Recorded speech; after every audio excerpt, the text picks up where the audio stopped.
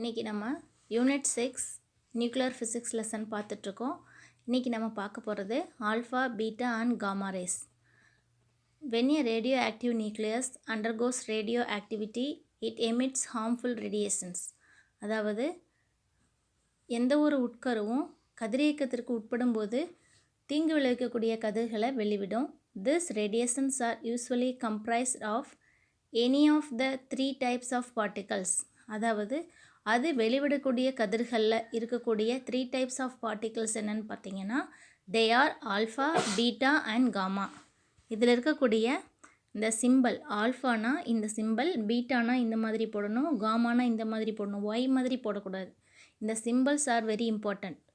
Next do you know uranium named after the planet Uranus was discovered by Martin Klaproth, a German chemist in a mineral called pitchblende. அதாவது uranium கோள்களுக்கு வந்து யுரேனஸ்னு சொல்லி பெயர் வச்சதுக்கு அப்புறம் மார்டின் கிளாப்ரோத்துங்கிற ஒரு ஜெர்மன் கெமிஸ்ட் என்ன பண்ணாருன்னா பிட்ச்பிளண்ட்லேருந்து யுரேனியத்தை கண்டுபிடிச்சார். அடுத்தது properties of alpha, beta and gamma rays. இதனுடைய பண்புகளை வந்து நம்ம இங்கே கம்பேர் பண்ணுறாங்க. These three particles possess certain similarities and dissimilarities in their properties as listed below. இந்த ஆல்ஃபா, பீட்டா, காமா இந்த 3 கதிர்களுக்கு இடையில் பார்த்தீங்க அப்படின்னா சில ஒற்றுமைகளும் வேற்றுமைகளும் இருக்குது. அதனுடைய இப்போ ப்ராப்பர்ட்டிஸை கம்பேர் பண்ணும்போது அதுக்கு முன்னாடி ரேடியோ ஆக்டிவ் டிஸ்பிளேஸ்மெண்ட் லா. ரேடியோ ஆக்டிவ் டிஸ்பிளேஸ்மெண்ட் லானா என்னன்னு பார்க்கலாம். In 1913, Soddy and Fajan framed the displacement laws covering the daughter nucleus produced during an alpha and beta decay. They are stated below. அதாவது என்ன சொல்கிறாங்கன்னா சோடியும் ஃபஜானும் 1913 இந்த displacement லாஸை வந்து கண்டுபிடிச்சாங்க. இது எப்படின்னா டாட்டர் நியூக்ளியஸ் ப்ரொடியூஸ் ஆகிறத வச்சு ஆல்ஃபா, பீட்டா சிதைவிளவு வந்து கண்டுபிடிச்சாங்க. பாருங்கள், first one, when a radioactive element emits an alpha particle. எப்போ ஒரு கதிரியக்க தனிமம் ஆல்ஃபா பார்ட்டிகளை வந்து வெளிவிடுதோ a daughter nucleus is formed whose mass number is less by 4 units and the atomic number is less by 2 units then the mass number and atomic number of parent nucleus. அதாவது எப்போ வந்து ஒரு கதிரியக்க தனிமம் alpha துகளை வெளிவிடுதோ அப்போ என்னாகும் அப்படின்னா உருவாகக்கூடிய டாட்டர் நியூக்ளியஸ் நிறையனில் 4 குறைந்தும் அணியனில் 2 குறைந்தும் காணப்படும் அப்படின்னு சொல்கிறாங்க. அதுதான் ஆல்ஃபா டெக்கே. அடுத்தது when a radioactive element emits a beta particle, a daughter nucleus is formed whose mass number is the same and the atomic number is more by 1 unit than the atomic number of the parent nucleus. இதுவே beta டிகேவாக இருந்துச்சு அப்படின்னா அதனுடைய mass நம்பரில் எந்த சேஞ்சஸும் இருக்காது, ஆனால் atomic நம்பரில் 1 unit increase ஆகிருக்கும் அப்படின்னு சொல்கிறாங்க. இதுக்கு பேர் தான் பீட்டா டிகே. அடுத்தது பாருங்கள், ஆல்ஃபா, பீட்டா, காமா ரேஸை வந்து நம்ம கம்பேர் பண்ணலாம். இது ரொம்ப முக்கியமானது. எதில் எது அதிகமாக இருக்கும் அப்படின்னு சொல்லி நம்ம தெரிஞ்சுக்கணும். பாருங்கள், properties alpha rays, beta rays, gamma rays. What are they அப்படின்னா என்ன, அதனுடைய தன்மை எப்படி இருக்குன்னு பார்த்தீங்க அப்படின்னா helium nucleus 2He4 consisting of 2 protons and 2 neutrons. அதாவது ஆல்ஃபா ரேஸ் வந்து பார்த்தீங்க அப்படின்னா அதை வந்து என்ன சொல்கிறாங்கன்னா ஹீலியம் அணுவின் உட்கருக்கள் அப்படின்னு சொல்கிறாங்க. அதாவது ஹீலியமோட அணியன் நிறையன்னு பார்த்தோம் அப்படின்னா எப்படி இருக்கும் 2He4, அதுதான் வந்து ஆல்ஃபா ரேஸ் அப்படின்னு சொல்கிறாங்க. அடுத்தது beta rays, they are electrons basic elementary particle in all atoms. Beta ரேஸுங்கிறது வேறு ஒன்றும் இல்லை, எலக்ட்ரான்கள் தான் அப்படின்னு சொல்கிறாங்க. இது வந்து அணுவினுடைய அடிப்படை துகள். அடுத்தது gamma rays, they are electromagnetic waves consisting of photons. இது வந்து மின்காந்த அலைகளாக இருக்குது, இதை வந்து போட்டான்கள் வடிவில் இருக்குது அப்படின்னு சொல்கிறாங்க. இது வந்து எந்த ஒரு மாற்றமும் ஏற்படாது. அடுத்தது சார்ஜ், அதனுடைய மின்சுமை. ஆல்ஃபா ரேஸ் பார்த்திங்கன்னா positively charged particles, charge of each alpha particle வந்து +2e. அதாவது ப்ளஸ் 2e ஆல்ஃபானுடைய சார்ஜ் என்னன்னு கேட்டாங்கன்னா எப்படி எழுதணும் ப்ளஸ் 2e. அடுத்தது beta rays negatively charged particles பாருங்கள் negatively charged particles charge of each beta particle equal to -e. Beta வந்து என்ன சொல்லுவோம் -e ஆல்ஃபா ப்ளஸ் 2e. அதுவே வந்து காமா ரேஸ் பார்த்தீங்கன்னா neutral particles charge of each gamma particle equal to 0. அப்போது alpha beta gamma ஆல்ஃபானா plus 2e பீட்டானா -e காமானா 0. அடுத்தது அயனைசிங் பவர் அயனைசிங் பவர்னா அயனியாக்கும் திறன் 100 time greater than beta rays and 10,000 times greater than gamma rays. அதாவது ஆல்ஃபா கதிர்கள் பார்த்தீங்க அப்படின்னா ஆல்ஃபா ரேஸ் வந்து பீட்டா அண்ட் காமா ரேஸை விட ரொம்ப ரொம்ப அதிகமான அயனைசிங் பவர் கொண்டது. அது எவ்வளவுன்னு பார்த்தீங்க அப்படின்னா பீட்டா ரேஸை விட 100 டைம்ஸும் காமா ரேஸை விட 10,000 டைம்ஸும் அதிகமான அயனியாக்கும் திறனை கொண்டது தான் ஆல்ஃபா ரேஸ். அடுத்து பீட்டா ரேஸ் பார்த்தீங்க அப்படின்னா ஆல்ஃபா ரேஸோட கம்பேர் பண்ணும்போது ரொம்ப லோ. அதுவே காமா ரேஸ் பார்த்தோம் அப்படின்னா வெரி லெஸ் அயனைசேஷன் பவர் ரொம்ப ரொம்ப குறைவான அயனியாக்கும் திறனை கொண்டது அப்படின்னு சொல்கிறாங்க. அடுத்தது பெனிட்ரேட்டிங் பவர் பெனிட்ரேட்டிங் பவர்னால் ஊடுருவும் தன்மை. ஊடுருவும் தன்மை பார்த்தீங்க அப்படின்னா இந்த அயனைசிங் பவருக்கு அப்படியே ஆப்போசிட்டாக இருக்கும். அயனைசிங் பவர் ஆல்ஃபாவில் அதிகமாக இருக்கும், பீட்டாவில் ரொம்ப குறைவாக இருக்கும், காமாவில் ரொம்ப ரொம்ப குறைவாக இருக்கும். இதுவே பெனிட்ரேட்டிங் பவர் பார்த்தீங்க அப்படின்னா ஆல்ஃபா ரேஸ் தான் ரொம்ப ரொம்ப குறைவாக இருக்கும், பீட்டா ரேஸ் அதை விட அதிகமாக இருக்கும், காமா ரேஸ் அதை விட ரொம்ப அதிகமாக இருக்கும்.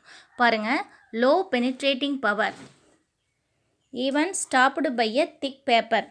இதில் பார்த்தீங்கன்னா இந்த ஆல்ஃபா ரேஸை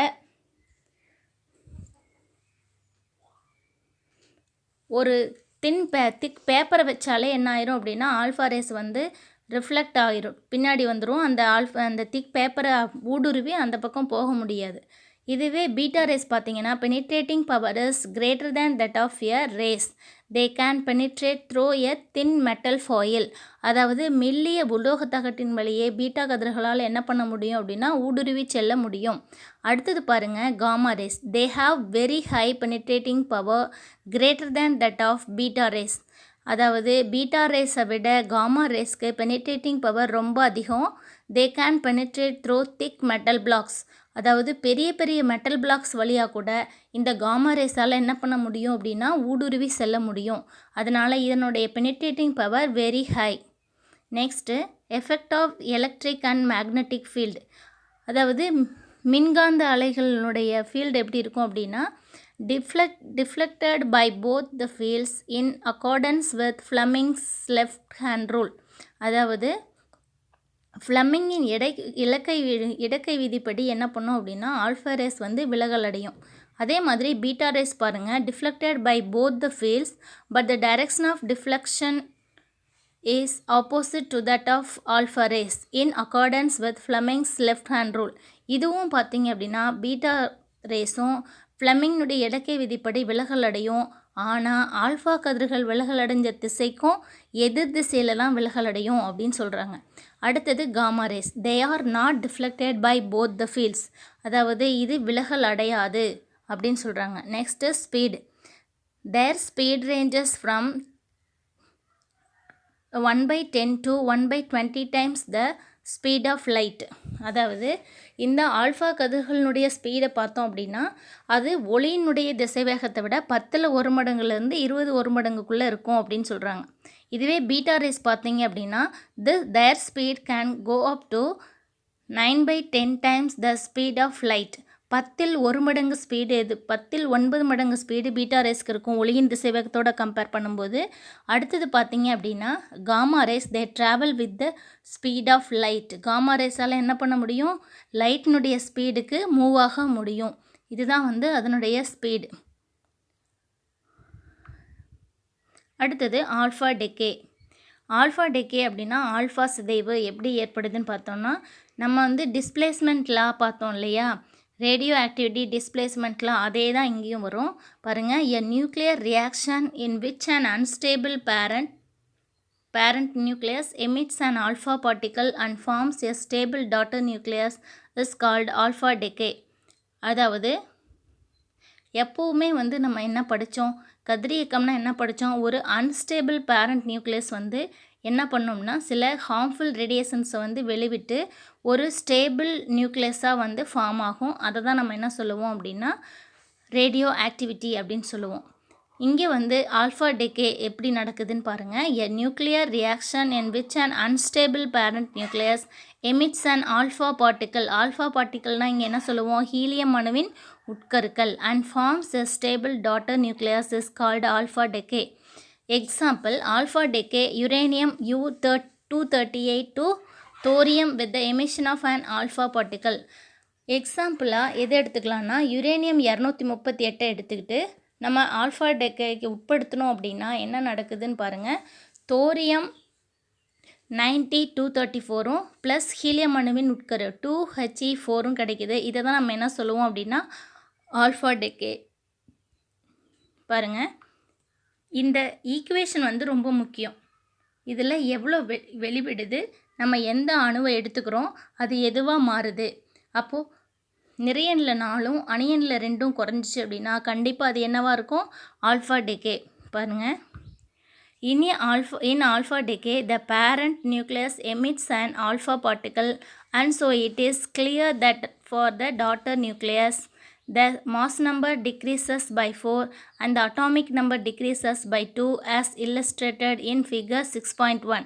பாருங்கள், இங்கே என்ன பண்ணுறாங்கன்னா யுரேனியம் 238 எடுத்துக்கிட்டு ஆல்ஃபா சிதைவிற்கு உட்படுத்தும் போது நமக்கு என்ன கிடைக்குதுன்னா தோரியம் 90-234 கிடைக்குது. இங்கே வந்து பார்த்திங்கன்னா அட்டாமிக் நம்பரில் 2 குறைஞ்சிருக்குது, மாஸ் நம்பரில் 4 குறைஞ்சிருக்குது. அதே சமயத்தில் இங்கே பார்த்திங்கன்னா ஹீலியம் உட்கரு நமக்கு கிடைக்கிது. இதை தான் நம்ம என்ன சொல்லுவோம் அப்படின்னா ஆல்ஃபா டெக்கே. அடுத்தது பீட்டா டெக்கே.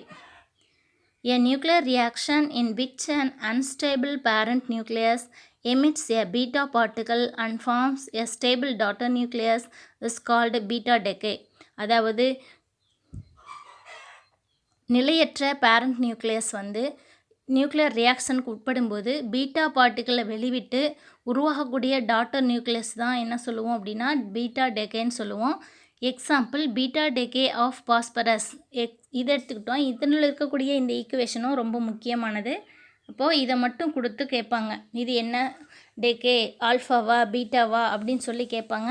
அப்போ நமக்கு தெரியணும் ஆல்ஃபானா எவ்வளவு, பீட்டானா எப்படி இருக்கும் அப்படிங்கிறது நமக்கு தெரியணும். In beta decay there is no change in the mass number of the daughter nucleus but the atomic number increases by 1. அதாவது பீட்டா டெக்கேயில் பார்த்தீங்க அப்படின்னா மாஸ் நம்பரில் no changes and but atomic number 1 increase. Note பாருங்கள். In a nuclear reaction, the element formed as the product nucleus is identified by the atomic number of the resulting nucleus and not by its mass number. அதாவது ஒரு nuclear ரியாக்ஷனில் element form ஆகுது இல்லையா, அதை எதை வச்சு identify பண்ணுவோம் அப்படின்னா அதனுடைய அட்டாமிக் நம்பரை வச்சு தான் ஐடென்டிஃபை பண்ணுவோம், மாஸ் நம்பரை வச்சு பண்ண மாட்டோம். அடுத்தது gamma decay. In a gamma decay, only the energy level of nucleus changes. அதாவது காமா டெக்கேல பார்த்தீங்க அப்படின்னா இதில் எனர்ஜி லெவல் மட்டும்தான் சேஞ்ச் ஆகுமே ஒழிய ஆற்றல் மட்டத்தில் மட்டும்தான் சேஞ்சஸ் இருக்குமே ஒழிய அதனுடைய மாஸ் நம்பர்லேயோ அட்டாமிக் நம்பர்லேயோ எந்தவித சேஞ்சஸும் இருக்காது. அதை தான் என்ன சொல்லுவோம் அப்படின்னா gamma decay. The atomic number and mass number of the radioactive nucleus remain the same. மறுபடியும் சிதைவிற்கு உட்படுத்தப்பட்ட பிறகும் என்ன எப்படி இருக்கும் அப்படின்னா அதே அணியன் நிறையன் கொண்ட நியூக்ளியஸாக தான் இருக்கும். எதில் பார்த்தீங்கன்னா காமா டிகேல. Okay students, I will send the question answer. Read well and send me. Thank you.